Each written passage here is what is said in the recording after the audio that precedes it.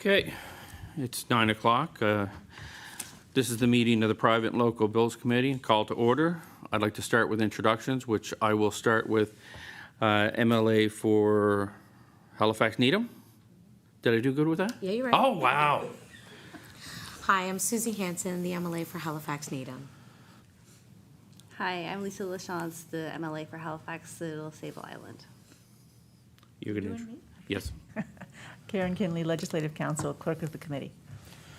Johnny McDonald, I'm the Chair of the committee. Dave Ritzy, MLA for Truro Bible Hill, Millbrook, Salmon River. John White, MLA for Glace Bay Dominion. Good morning and welcome. Melissa Sheehy-Richard, I'm the MLA for Hants West. I see from the agenda that we have one bill to consider today, Bill 205, and a presenter from St. FX University. Would the Legislative Council please report on whether the requirements for Bill 205 have been met? Yes, the bill has had first and second reading. It was advertised in the Chronicle Herald on Friday, October 21st, last week, and it's ready for private and local. Okay. Would the presenter please come forward and state your name and any organization you are representing for the record? You'll have 10 minutes to present and 5 minutes for questions.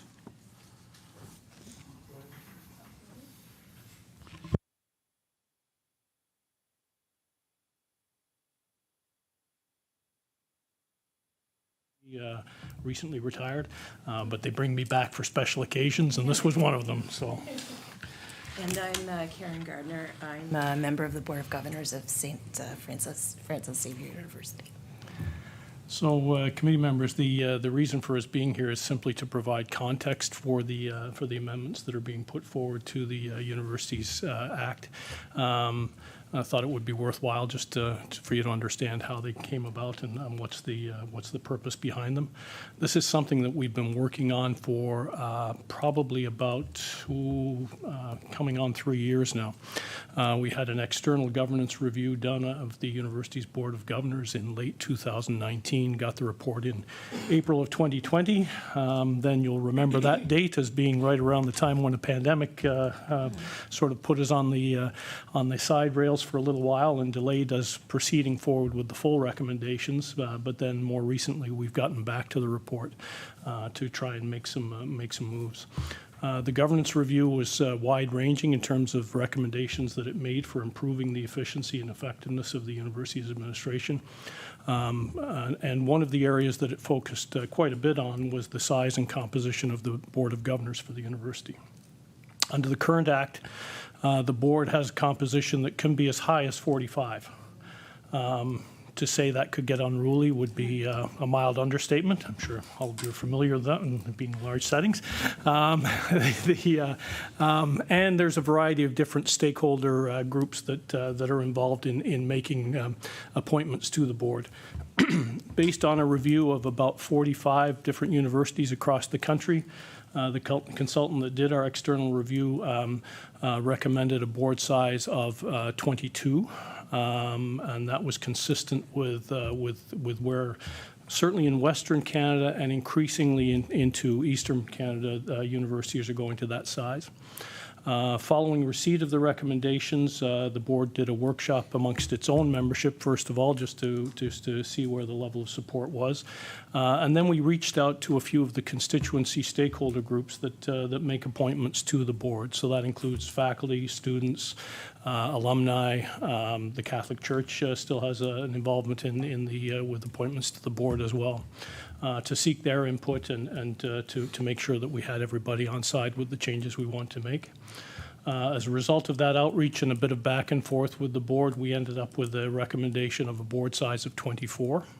So slightly higher than what the consultant had recommended, but it was basically to appease some of the various constituency groups and keep things on side.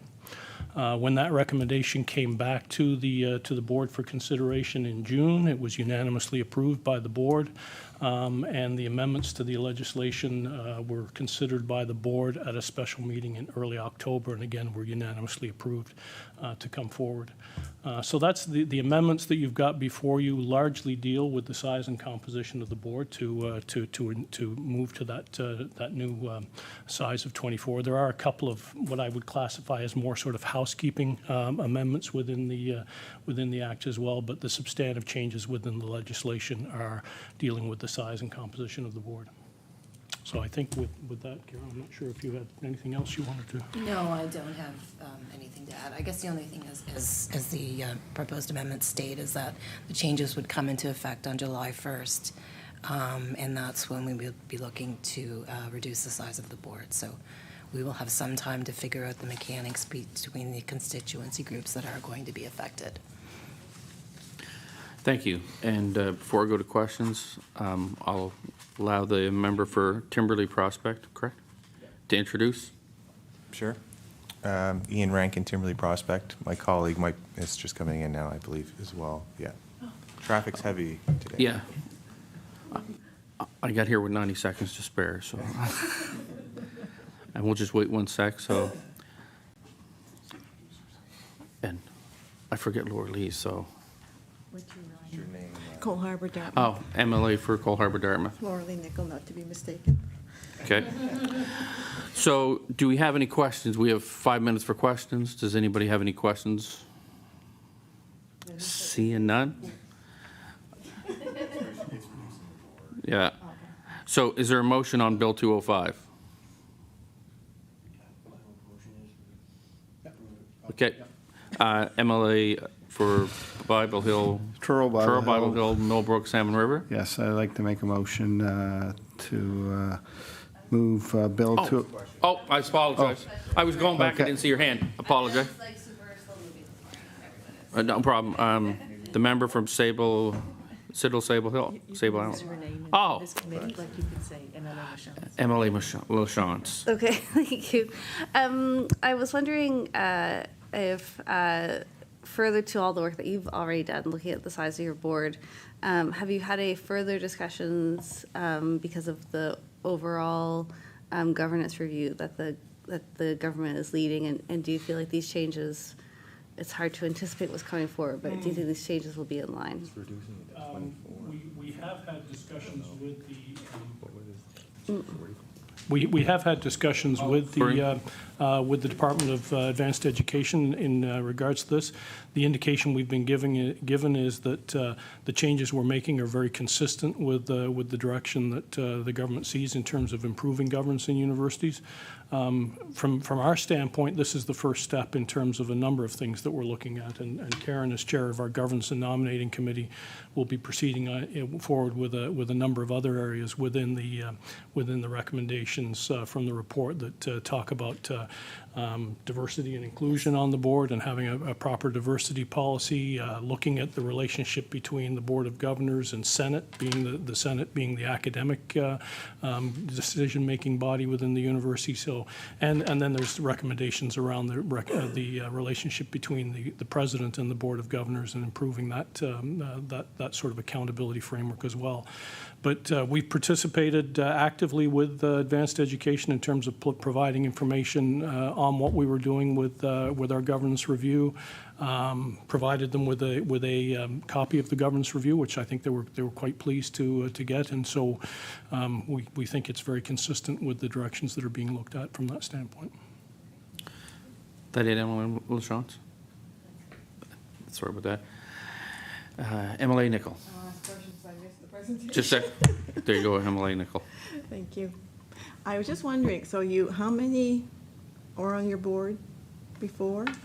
Mr. Beckett, I keep forgetting I'm supposed to tell them to turn the mic on, so, but they do great without me. The current legislation allows for up to about 45 members on the board.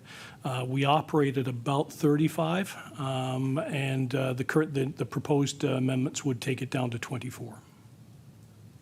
Emily Nickel. Just as a follow-up, so is it because every faculty had to be represented on that board? I wonder why so many. Mr. Beckett. It's university administration is a fascinating beast, to say the least, with a variety of different stakeholders involved in it. I would say from the standpoint of St. FX that we're going through an evolution in terms of our relationship with the Catholic Church. To be quite candid about it. Under our current composition, the priests of the diocese appoint 6 members to the board. The bishop is an appointee to the board, as well as 2 members appointed by the bishop. This will see a dramatic reduction in terms of the number of appointees from the Catholic Church. That we absolutely want to respect the Catholic heritage of the university. It is something that we hold to be very important in terms of the history of the institution. But in terms of evolving where we are as a secular university, that's one of the areas that was reduced. But then reducing from being 35 down to 24 involved less faculty members. So we're going from 4 faculty members on the board to 2. Student representation goes from 3 to 2, because what we looked at was all the constituency groups having the same number of appointees. And then to make sure that we've got proper skill sets around the table, there are up to 12 appointees by the board, which allow for then that proper skills evaluation to make sure that we've got the skills that we need around the table for decision-making, making informed decision-making. MLA Nickel, with about 20 seconds before the 5 minutes is up. Just a question, thank you. Just to ask if that's consistent with other secular universities in Nova Scotia. Mr. Barrett. Or Bartlett, sorry. It's consistent with the evolution that's taking place in a lot of the universities that formerly had strong religious ties. St. Mary's went through it a number of years ago. Mount Allison in New Brunswick went through it probably about 10, 12 years ago. Acadia's gone partway as well. And again, these things tend to be evolution, not revolution, because you're trying to keep stakeholders engaged along the way. But yes, I think it's very consistent with the direction that's being taken on these. Thank you. And now, MLA Ritchie for the motion.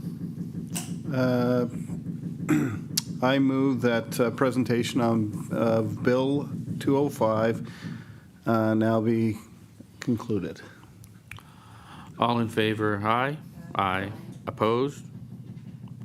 The motion is carried. There being no further business, the meeting, Just close. He didn't do the next one. well, why does it only show me once on this? That's okay. Because you wasn't throwing us a new curve. Oh, I see. Sorry. So you changed my motion on me, that's why. Okay, MLA Ritchie. I move that Bill 205, St. Francis Xavier University Act amended, be reported back to the House without amendments. All in favor, aye. Aye. Contrary? Motion carried. Now, being no further business, the meeting is adjourned. Thank you very much for coming. Thank you.